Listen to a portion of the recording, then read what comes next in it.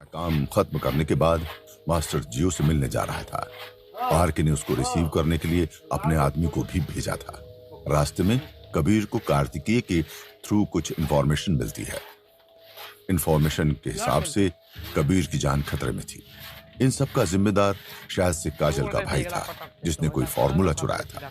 हालांकि वो फ्रांस में था। शायद से मास्टर जियो उसी फॉर्मूले की तलाश में था। आरके के भेजे गए ड्राइवर ने कबीर की बात सुन ली थी। कबीर को उसे अब रास्ते से हटाना था, इसलिए कबीर ने पेट में दर्द का बहाना बनाया था। पहले तो वो नहीं माना, मगर बाद में गाड़ी रोक दी। ये देखकर कि कार रुक गई है, कबीर पीछे से झुक गया और पहले चाबी निकाली। फिर उसने एक हाथ से ड्राइवर को पकड़ लिया और अपने हाथ में सुई का इस्तेमाल करके ड्राइवर के शरीर पर कुछ प्रमुख जगहों पर चुभा दिया। पायलट ने एक पल में अपनी सारी ताकत खो दी। सुनो, तुमने सुना कि मैंने फोन पर क्या कहा या नहीं? अब मैंने तुम्हें इंजेक्शन लगाया है। अगर तुम चुप रह सकते हो तो तुम्हारे जाने पर मैं इसे तुम्हारे लिए खोल दूंगा। फैसला तुम्हारे हाथ में। कबीर ने सीधे धमकी दी। हालांकि ड्राइवर को लगा कि कबीर कुछ साजिश कर रहा होगा, लेकिन अब जब उसकी जिंदगी किसी और के हाथ में थी तो वो बार बार सिर हिलाकर सहमति जता रहा था। कबीर ने फिर ड्राइवर को कार में पीछे की ओर ले गया और खुद को ड्राइवर की सीट पर रखा। उसने ड्राइवर से रास्ता पूछना जारी रखा। कबीर को कुछ रास्ता तो याद था, बाकी के लिए उसने ड्राइवर की मदद ली। उस देर की ड्राइव के बाद कबीर उस जगह पहुंच गया जहां उसे बुलाया गया था। कबीर ने दूर से आरके को देख लिया था कि वो यहाँ मौजूद है। कार के रोकने के लिए कबीर ने आरके के सामने की जगह का इस्तेमाल किया। Welcome mister Kabir, welcome. मेरी बात मानने के लिए बहुत बहुत शुक्रिया। मुझे उम्मीद थी कि आप मेरी बात पे गौर करेंगे, लेकिन इतनी जल्दी करेंगे ये मुझे नहीं पता था, आरके ने साहसपूर्वक कहा। कबीर ने यह गौर किया कि आरके शायद रात को अच्छी नींद नहीं ले सका है। उसकी आंखें लाल और चेहरे पर थकावट थी, मगर आरके ने इस बात का कोई अफसोस कबीर के सामने नहीं जाहिर किया था। उसके बाद आरके का ध्यान पूरी कार पे गया। उसने तब नोटिस किया कि कबीर खुद कार ड्राइव करके आया था। आरके ने तुरंत कार का पिछला दरवाजा खोला और अपने आदमी को पिछली सीट पर बैठा पाया। वो बहुत ज्यादा हैरान हो गया। तुम पीछे क्यों बैठे हो? मैंने तुमको मिस्टर कबीर को लेने को कहा था, और यहाँ मिस्टर कबीर तुमको लेकर आ रहे हैं। आरके ने गुस्से में अपने आदमी से बोला। कबीर समझ गया कि उसे जल्दी कुछ करना होगा। कबीर ने ड्राइवर की सीट पर मुड़कर कहा, इस आदमी की कोई गलती नहीं है। मुझे पता नहीं कैसे, मगर आधे रास्ते में इसके पेट में बहुत तेज दर्द हुआ और वो बढ़ता गया। बाद में मुझे इसकी हालत देखते हुए खुद ड्राइव करनी पड़ी। बेहतर होगा कि आप इसे डॉक्टर के पास ले जाएं। कबीर ने उसे बचा लिया था, इसलिए उसने कुछ नहीं कहा और बस सिर हिलाया। आरके ने देखा कि उसके आदमी का चेहरा पीला पड़ गया था। आरके को भी महसूस हुआ कि उस आदमी को डॉक्टर की जरूरत है। उसे सीधे अस्पताल ले जाने के लिए कोई मिला। वो आदमी उसी कार में हॉस्पिटल के लिए निकल गया। इसके बाद कबीर उस बिल्डिंग की तरफ बढ़ गया जहां उसे आरके ने बोला था जाने के लिए। कबीर जैसे मेन गेट के पास गया, उसे रोक दिया गया। कबीर जानता था कि क्या होने वाला है। उसने सोचा था कि उसकी तलाशी होने वाली है, मगर तभी एक सिक्योरिटी गार्ड आया और बोला, माफ करें, मिलने से पहले हमें मास्टर जियो को रिपोर्ट करना होगा। कबीर ने लापरवाही से सिर हिलाया। मास्टर जियो, मिस्टर कबीर यहाँ आ गए हैं। आरके ने खुद मास्टर जियो से सम्मान पूर्वक कहा। हाँ, उसे अंदर आने दो और अल्फा को बोलना सावधान रहे। मेज के सामने मोबाइल गेम खेल रहे मास्टर जियो ने बिना ऊपर देखे कहा। नीचे कबीर ने आरके का पीछा किया मास्टर जियो तक पहुंचने के लिए। कबीर भी देखना चाहता था कि कौन सा नया रावण पैदा हो गया है। कबीर कमरे में घुसा तो देखा कि अपने 40वें वर्ष में एक मजबूत आदमी अपनी मेज के पीछे मालिक की कुर्सी पर बैठा था। हालांकि वो सामने वाले को नहीं देख सकता था, फिर भी उसने एक उग्र और आक्रामक आभा छोड़ दी। उसे देखने के साथ कबीर उसके आसपास के परिवेश को भी देख रहा था। वो एक अत्याचारी की तरह लग रहा था जिसने दुनिया पर राज करने का प्लान बनाया। कबीर के आने के बाद मास्टर जियो ने एक पलक भी नहीं झपकाई और अपना मोबाइल गेम खेलना जारी रखा। ये एक तरीके से मानसिक खेल था जो मास्टर जियो कबीर के साथ खेल रहा था। आरके जो बगल में था, कबीर को अंदर ले आया और चुपचाप वहीं खड़ा हो गया। कबीर ने स्थिति देखी और कमरे की व्यवस्था को गौर से देखा। वहां बहुत सारी किताबें और मैप्स लगे हुए थे। कमरे में बहुत शांति थी। जो शोर कबीर को बाहर आ रहा था वो अब बंद हो चुका था। मास्टर जियो ने खांसते हुए कहा, क्या तुम वो कबीर हो?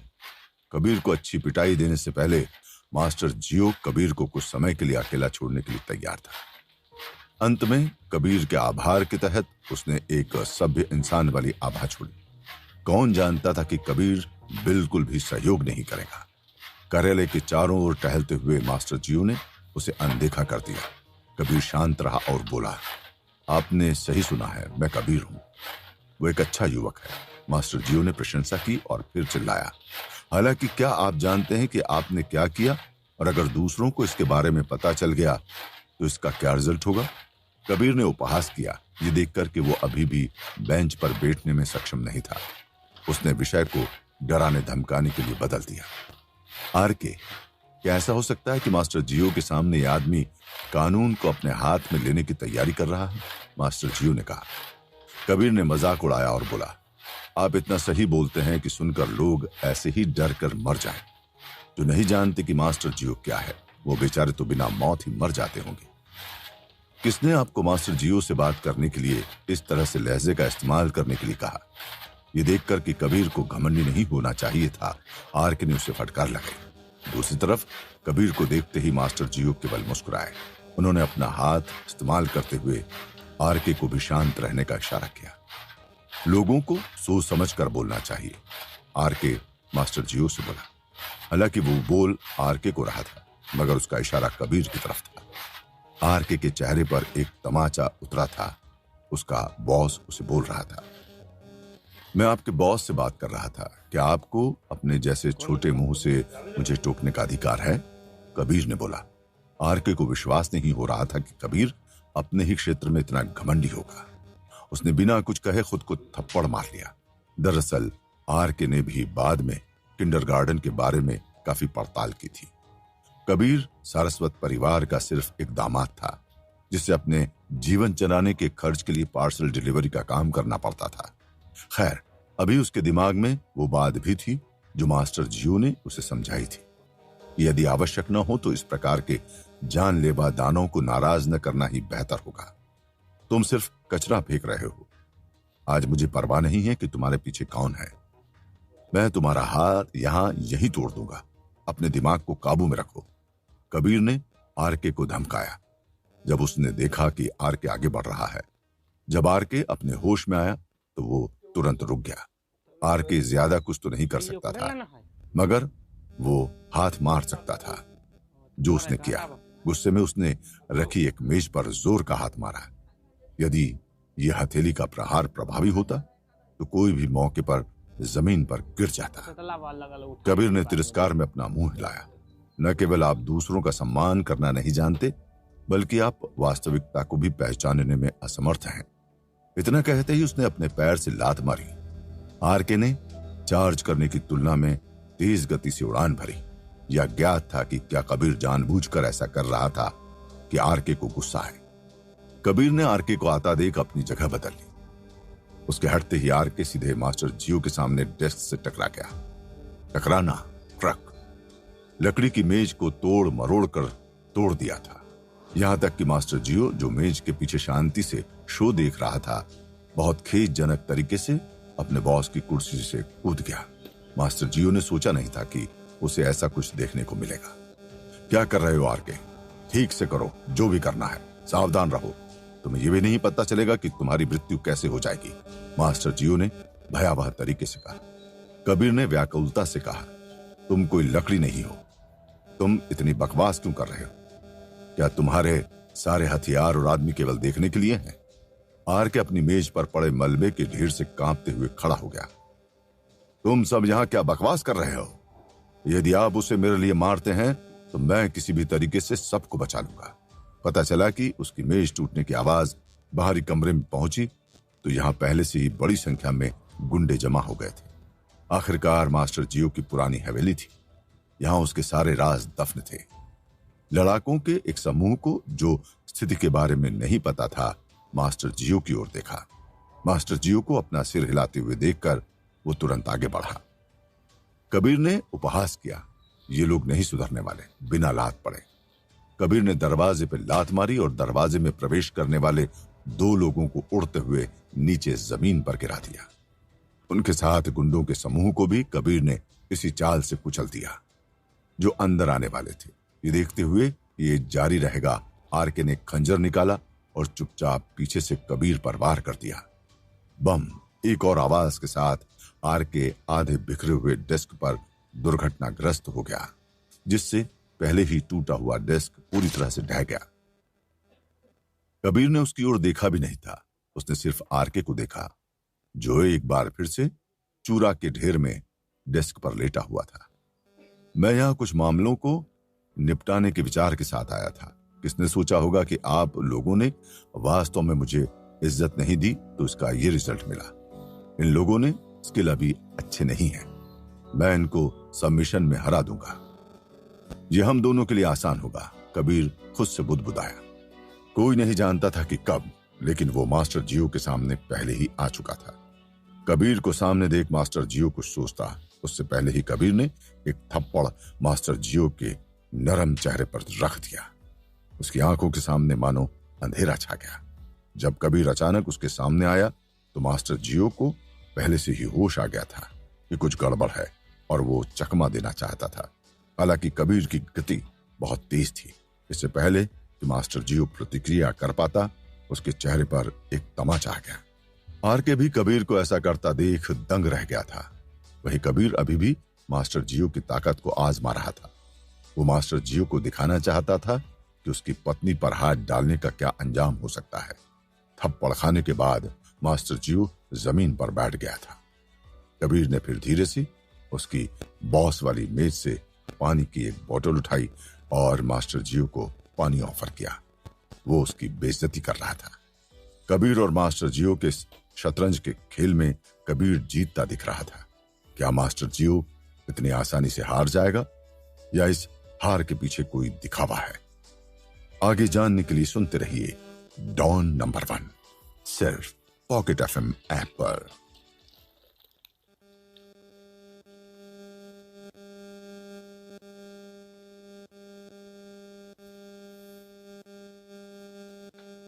कबीर मीटिंग के लिए मास्टर जियो के ऑफिस में आ चुका था।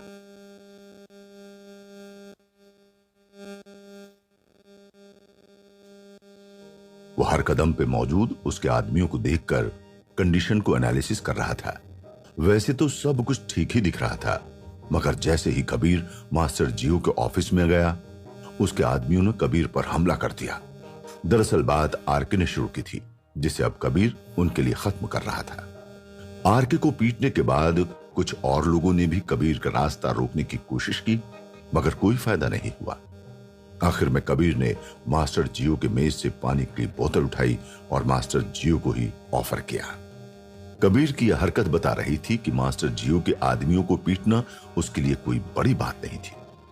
कबीर ने सीधे कुछ बोलने से बेहतर मास्टर जियो को नीचा दिखाने का यही रास्ता सोचा था। शायद वो अभी भी मास्टर जियो के दिमाग के साथ खेल रहा था। मास्टर जियो भी कोई मामूली आदमी नहीं था। कबीर की इस हरकत पे उसका दिमाग हिल गया। उसने गुस्से में बोला, अच्छा तुम में इतनी हिम्मत है कि तुम मुझे पानी पिलाने की कोशिश कर रहे हो? बस तुम रुको। मास्टर जियो के चेहरे से उसकी जिद और अहंकार दोनों साफ साफ दिख रहा था। कबीर ने उस पानी की बोतल से खुद कुछ घूंट पिया और फिर बोतल नीचे रखते हुए कहा, मास्टर जियो, आपको नहीं लगता कि आपने मुझे कुछ ज्यादा हल्के में ले लिया है? और मेरी हिम्मत आपने अभी देखी कहां है? इतना कॉन्फिडेंस है तो आओ मेरे साथ। मास्टर जियो खड़े हुआ और तुरंत बाहर चले गया। जाने से पहले उसने चुपके से जमीन पर पड़े अपने आदमी को लात मारी। ये लात उसके गुस्से को दिखाने के लिए बहुत काफी थी। मास्टर जियो की इस हरकत पे कबीर मुस्कुराया और अपना सिर हिलाते हुए सामने चला गया। मास्टर जियो जब अपने कमरे के दरवाजे के पास पहुंचा तो उसने फिर से दरवाजे को गुस्से में लात मारी। दरअसल इस वक्त उस दरवाजे को कोई लोग घेर के खड़े थे। मास्टर जियो की लात ने उन सबको बाहर की तरफ गिरा दिया। जैसे ही कबीर बाहर आया, उसने मास्टर जियो का इशारा पाया। मास्टर जियो ने कबीर को मेन हॉल में बैठने को कहा था। इतनी देर में मास्टर जियो के कुछ और आदमी आ गए और उनको घेर कर अपने सवालों से उनको परेशान कर दिया। मास्टर जियो, क्या आप ठीक हो? मास्टर जियो, चिंता मत करिए सर, हम लोग हैं अभी। मास्टर, आपके पैर ठीक तो है ना? जिसने भी कबीर को मास्टर जियो के कमरे में लड़ते हुए देखा था, उसने वहां बगल से निकलते कबीर का रास्ता रोकने की हिम्मत नहीं की। घायल शेर के मुंह में हाथ डालने की बात कोई नहीं करना चाहता था। हालांकि भीड़ में कुछ लोग ऐसे भी थे जो कबीर को सबक सिखाने का इरादा कर रहे थे, मगर कोई भी कबीर को सबक सिखाने नहीं गया। मास्टर जियो भी लोगों के समूह के सोच को समझ पा रहा था। वो सब लोग वहां उसकी चापलूसी कर रहे थे। कोई नहीं जानता था कि इस वक्त मास्टर जियो के दिमाग में क्या चल रहा है। उसने अपने सामने खड़े भीड़ को शांत रहने को बोला और अपना फोन निकालकर उसमें कुछ करने लगा। मास्टर जियो की एक एक हरकत बता रही थी कि वो खुद को पैनिक नहीं होने देना चाहता है। पैनिक होकर लोग अक्सर अपना काम को बर्बाद कर लेते हैं। खैर, मास्टर जियो का दिमाग अभी भी विचारों से खाली नहीं था। अपने फोन पर उसने अपने बाकी के लोगों को भी बुला लिया था। आखिर कोई उसके घर में घुसकर उसको परेशान कर चुका था। अब तो बात इज्जत की हो गई थी। बड़े लोगों की अक्सर ये दिक्कत होती है कि वो लोग हर बात को ईगो पे ले लेते हैं। आखिर में अपने पास खड़े लोगों से मास्टर जियो ने कहा, कबीर का नाम जो कुछ भी हो, उस लड़के ने आज अपनी जिंदगी की बहुत बड़ी गलती की है। उसने पानी ऑफर करने का बहुत ज्यादा शौक है ना, आज मैं उसे सिखाऊंगा कि पानी कैसे पीते हैं। तुम लोग जल्दी से जाओ और होशियारी के साथ उसको घेर लो। याद रहे, कोई भी गलती नहीं होनी चाहिए। बॉस, आप परेशान मत हो, हम लोग कोई गलती नहीं करेंगे। बस आप अपना ध्यान रखना, हमारे लिए आपकी भी सुरक्षा बहुत जरूरी है, भीड़ में खड़े एक आदमी ने कहा। दूसरी तरफ कबीर सतर्क था। वो जानता था कि अभी कुछ देर पहले उसने जो कुछ भी किया है उसका अंजाम क्या होने वाला है। हथियारों की दुनिया में कोड लैंग्वेज का बहुत बड़ा हाथ होता है। अभी जब कबीर ने मास्टर जियो के आदमी को मारकर मास्टर जियो के पास जाकर उसको पानी ऑफर किया था, तो ये भी एक तरह का सिग्नल ही था। इस तरह के काम से आप सामने वाले को खुली चुनौती देते हैं कि वो आए और अपनी पूरी ताकत के साथ हमला करें। कबीर इत्मीनान से हॉल के बीच में खड़ा था और मास्टर जियो के लोगों को बुलाने का इंतजार कर रहा था। लड़ाई के लिए उसने अपने बॉडी को तैयार कर लिया था। उसने अपनी सांस धीमी कर ली और खुद को अपनी सर्वश्रेष्ठ स्थिति में रखा। वो समझ सकता था कि उसके सामने अब एक बड़ा हाथी है। इस हाथी से लड़ने के लिए बहुत ज्यादा सावधान रहना पड़ेगा। वैसे भी वो यहां आने से पहले से ही जानता था कि यहां उसको क्या करना है। अपने शातिर नजरों से कबीर हॉल के हर हिस्से को ध्यान से देख रहा था। वैसे तो खाली पड़े हॉल में कुछ ऐसा नहीं था कि उसकी परवाह की जाए, मगर खाली जगह में लड़ने के लिए कबीर को एक खास तरह की फाइटिंग तकनीक का इस्तेमाल करना था। यहां ढाल के लिए कुछ भी नहीं था। अब बस कबीर को इंतजार था कि वो किसी भी तरह यहां से जल्दी निकल सके। मास्टर जियो के आदमी ने भी बहुत ज्यादा तैयारी कर ली थी।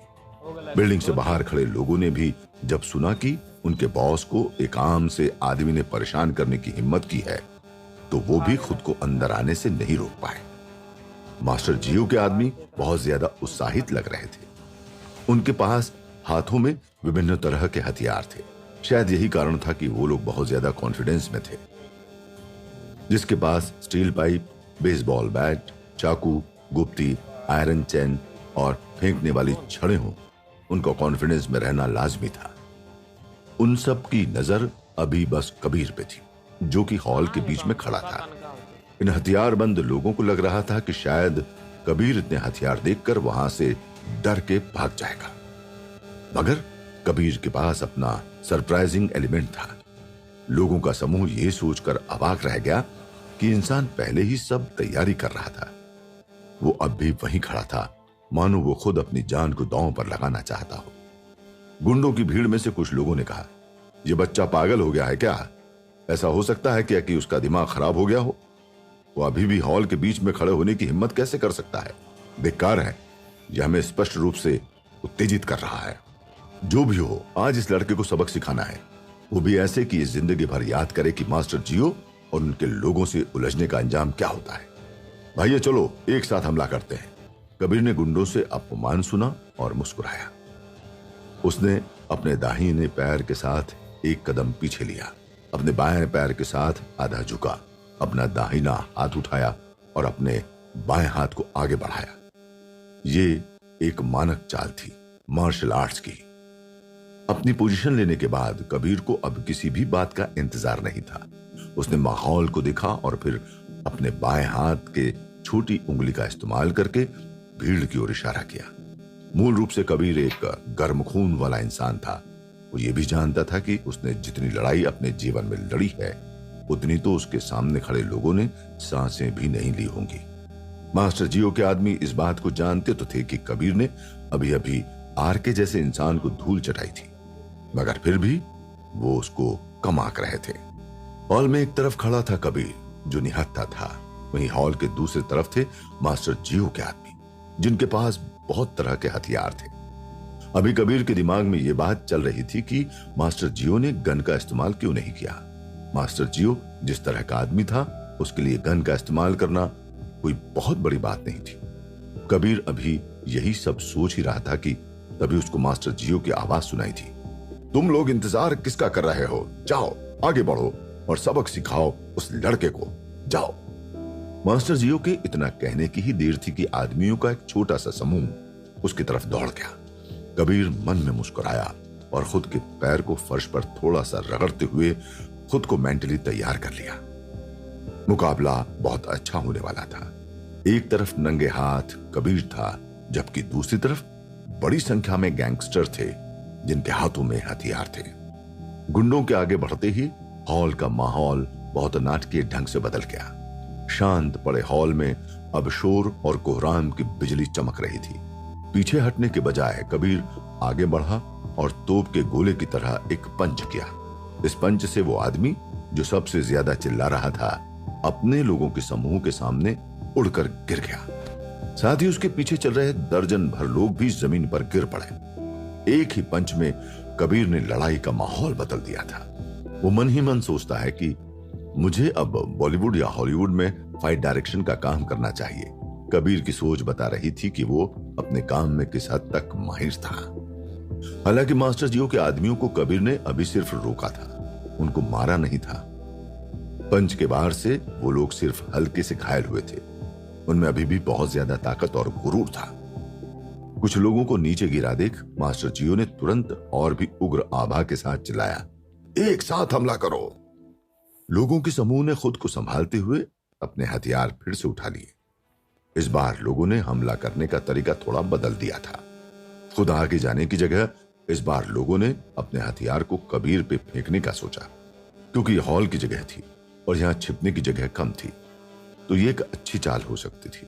देखते ही देखते कुछ लोगों ने अपने स्टील पाइप और चाकू कबीर की तरफ फेंक दिए। ये सब कबीर के डिफेंस को खराब करने के लिए किया गया था। किसने सोचा होगा कि कबीर की गति पहले ही सबकी सोच को पार कर चुकी थी। इससे पहले कि किसी को कुछ समझ आता, कबीर ने एक स्टील पाइप को बाहर जाने से पहले ही पकड़ लिया। अब उसके पास भी हथियार था। बिना देर किए वो फर्श पे घुटनों के बल फिसलता हुआ आगे बढ़ गया। अपने दाहिने हाथ से छड़ी को पकड़े हुए और अपने बाएं हाथ से मुक्का मारते हुए उसने उस बदनसीब कमीने को हवा में गिरा दिया। उस व्यक्ति ने कबीर को अपने लोगों के साथ मिलकर बहुत सारी गालियां दी थी। साथ में इस आदमी ने कबीर के मुंह पे थूका भी था।